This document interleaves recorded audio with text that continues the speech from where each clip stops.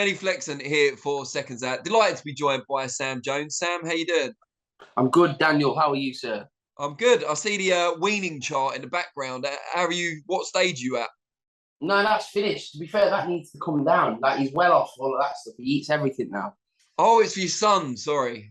It's not for me, mate. What do you think it is? Weaning off food for me. I was hoping so. To be fair, I probably need it more than him. Remind me to eat some greens. I will at the end of the interview. We've had a very busy weekend. You particularly, I was very jealous when I saw you with all the wrestling stars at the weekend. Clash at the Castle obviously took place Saturday night in Cardiff. Yeah, you were picked up on camera a couple of times, but more importantly, you got backstage and got to meet everyone. How did all that come about? Bit of wish fulfillment there. Yeah, listen, I'm fortunate to know some good people. But yeah, it was surreal because, listen, everyone gets a lot of stick about liking wrestling. I don't follow wrestling religiously, but I follow it. Do you know what I mean? Like, I try and keep up with a little bit, and I watch it a little bit here and there. But the Attitude Era was my era of wrestling. That was the era I grew up with, just before the Attitude Era, and then the Attitude Era is the greatest era of wrestling, and it will never be replicated.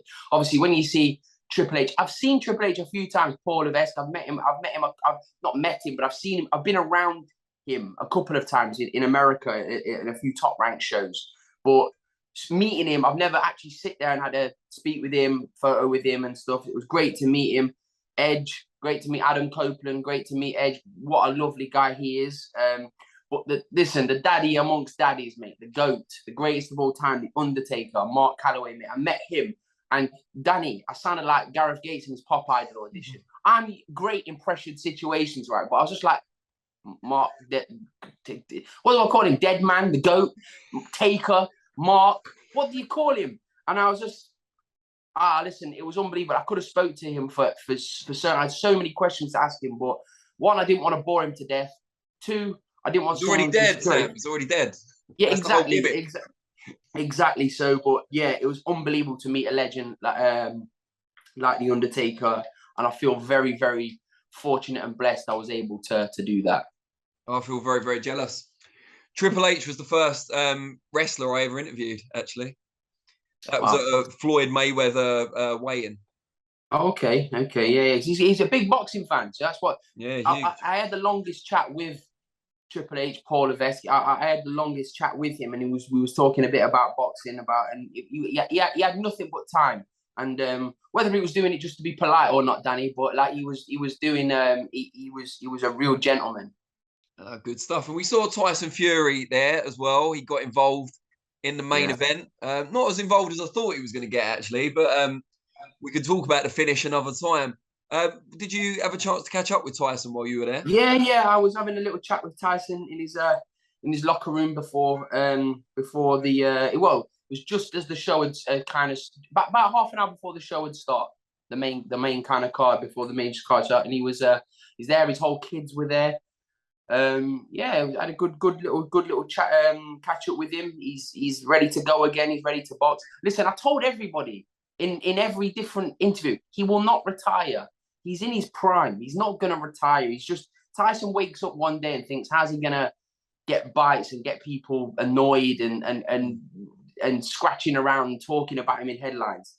And he does it. He has everyone on strings. But like, I kind of know him quite well, and like he chops and changes his mind how he is. But I want to see Tyson continue, because for him to say what like Lennox did and cement his place as the greatest of the era, like I've already said that he's the best heavyweight of this era, but to really cement it and kind of go down as an all-time great living legend, he has to beat everyone in his era, and like the Usyk, Joshua's, Joe Joyce's, even like Parker's, and he's got to fight all of these guys. But I'm pleased to see Tyson's continuing with his career, because I think it's great for boxing. He's talked this week about a fight coming up. Are we to assume that it's a boxing match, or is he perhaps talking about being on the next WWE event in Saudi Arabia, as he was on the first Crown Jewel? For who? Who's he? What he? Well, he said, I think on social media, he's been saying there's a fight announcement coming. But is he Yeah, talking listen, about boxing or is Tyson. he talking about WWE? No, I believe it's going to be a fight. I think he's going to fight in December. I mean, I hope it's against Usyk, but if not, I think he will. Listen, again, what Tyson says and what Tyson does is two different things. So maybe he will wait until possibly February to fight Usyk, or maybe the fight can happen in December. Who knows? But like Usyk said, Usyk's been away from his kids. His country's at war. He probably needs a bit of time to rest. And then the fight can happen hopefully December or February, something like that. And then we're finally going to see an undisputed champion. What about Tyson Fury with WWE, though? As we said, he took quite a prominent role at Clash at the Castle. Is that just because it was in Britain? We've seen him do WWE before. Is that on the cards? Yeah, it's always on the cards. I was talking to him and he said, listen, he's a fan of WWE and they're a fan of him, clearly. So who knows? He might fight. I was convinced he was going to chin Drew McIntyre at the end. You're only helping him up. Yeah, I thought he was going to turn on him, yeah. I was like, get him, Tyson. And I see him, he looked over at me as he was in the ring. He was trying not to laugh.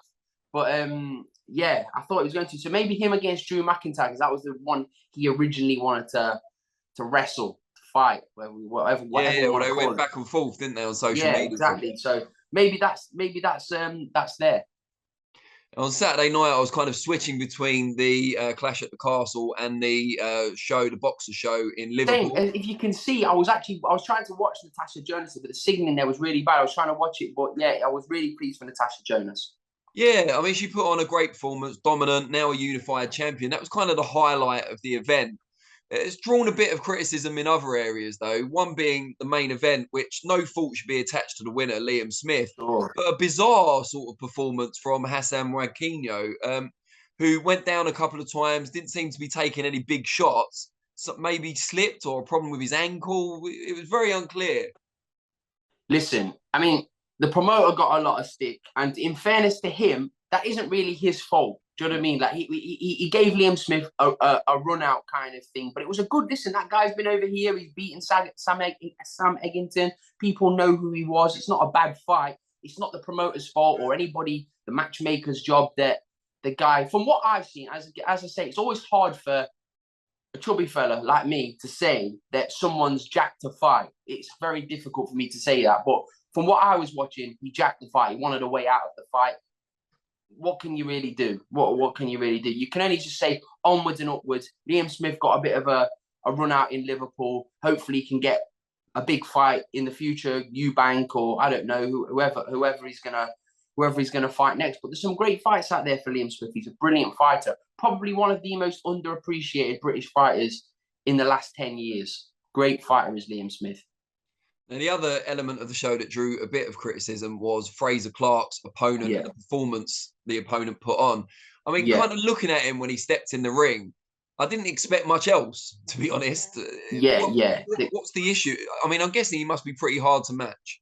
Right. This is my take on it. I might be completely wrong, and like I'm not saying I'm an expert because like I've matched Joe from the get-go or anything like this. So before all these dickheads say that, oh, he's saying he's an expert. I'm not saying I'm an expert. I'm saying like, I believe I know what I'm doing when it comes to guiding somebody.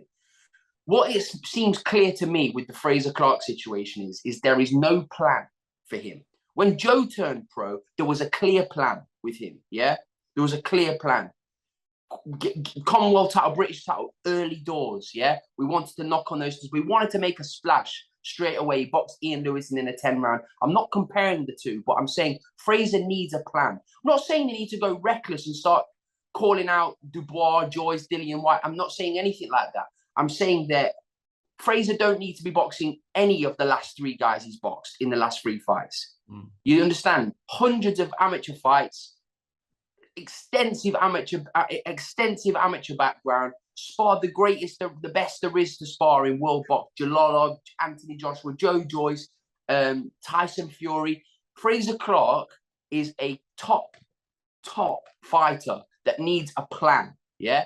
And what that whole thing smelt of to me is the promoter and the manager have not really come together and said, this is the direction that we want to go. So I wouldn't blame really the promoter. I wouldn't, because again, it's not really, he's paid for that fight. So he wouldn't have really wanted to pay. Ben Shalom would not have wanted to have sit there ringside and watch Fraser Clarke take that part, that skinny fat guy running around the ring. He wouldn't. Do you know what I mean? He wouldn't have wanted to pay for that. So the management team would be thinking, well, that's not getting us any closer. I mean, Fraser, I know he's been paid for that fight, but Fraser's a proud man. Do you know what I mean? He's a real proud man. He was fuming afterwards. And he's a super talent. It doesn't do the fighter any good. It doesn't do the match. It doesn't do the management any good. And it fucking definitely doesn't do the promoter any good. So they need to sit down, in my opinion, and literally map out a route for Fraser. 3 fights, yeah? Do a 3-fight map. So-and-so next, so-and-so after that, so-and-so after that. That's the route we're going. Then we aim for, say, an English title. Then we aim for a British title. Then we can go, or skip that. Fraser doesn't really have to do that. I know it's a great honour winning a British title. Joe Joyce always said to me, even when he kind of became like higher in the ranks and stuff, he said, I've always wanted to win a British title. So it was a real great thing when he boxed the bar and won the British title. But Fraser should be like looking at like as I say, like I said, Marius Wack, somebody like that. If Fraser can't beat a Marius Wack now, Fraser ain't doing nothing. Do you understand what I mean? And he won't mind me saying something like that. Fraser would beat Marius Wack, no problems, yeah? But even like a Nick Campbell next. Do you know what I mean? Just Dave Allen. Do you know what I mean? Fraser's ready for these fights now. That's all I would say in that situation. It's just all it sounded is they've probably not communicated very well as teams. Like the promotion, the management, maybe even the fighter. They need to sit down and map out a clear path for Fraser Clarke because he deserves that. Moving on from the Saturday, last night we saw Luis Ortiz and Andy Ruiz Jr. go to war in the latest heavyweight clash to kind of find the next challenger for Fury or Usyk, whoever, or the winner of that if they end up clashing in December or February or whenever. Well, what did you make of that fight? It was very close on the cards considering Ortiz got dropped 3 times. I watched it this morning, and I thought, I thought Andy Ruiz was very clear winner, very, very clear winner. Dropped him 3 times. Luis Ortiz is old. He needs to retire. I mean, I don't like to like tell people, oh yeah, you have to retire. It's like, who are you, like little fat person from Derby, telling someone to retire? But Luis Ortiz is 85 years old. He needs to retire. Seriously, he needs to retire. He looked an old man. He looked a real old man. So. Fair play to him for in there slugging it out with a young guy like Andy Ruiz. And Andy Ruiz looked really good. Like he's lost a lot of weight. He's taking it seriously. He wants to get back out again. I mean, who's to say Anthony Joshua against Andy Ruiz 3 can't happen? I mean, there's loads of great fights for Andy Ruiz. When Joe Parker loses to Joe Joyce, them two can rematch. Because I know Andy Ruiz when he fought Joe Parker, that fight could have gone either way. When them two originally fight. So that's a good comeback fight for Joe Parker. They're talking about Ruiz Wilder if Wilder gets past Helenius, which I think is a good fight as well. Wilder's a dangerous man, Danny. He's a dangerous man. Very beatable, but he could also take your head clean straight off your shoulders in one shot. So Wilder's always going to be a dangerous fighter. He's got a great trainer in Malik Scott. Know him really well. I'm really happy for Malik Scott. He's getting some actual real time to work with Deontay. So I'm really looking forward to watch Deontay Wilder fight. He's box office, isn't he, Deontay? Every time, like he brings excitement every single fight. Got a right hand like a gunshot. Really looking forward to see Deontay back in the ring.